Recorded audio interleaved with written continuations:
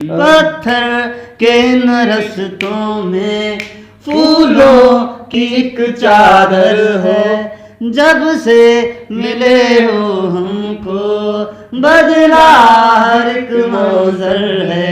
तेरे ही सपने अंधेरों में उजालों में, कोई नशा है तेरी आंखों के प्यालों में। तू मेरे ख्वाबों में, सवालों में, जवाबों में, हर दिन जो रातों में मिलाता हूँ ख्यालों में। क्या मुझे प्यार है या कैसा खुमार है या तेरा मन भरिया बदल गया सारा। वे तू मैनू छड़ जाना,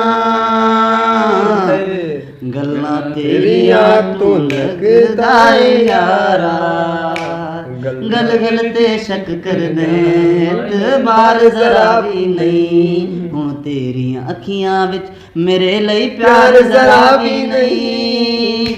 ओ मैनू तू जुत्ती थले रख दे, वो जानी लोकां अगे बनना बेचारा।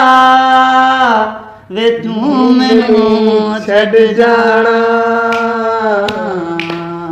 गल्लां तेरियां तू लगदा यारा।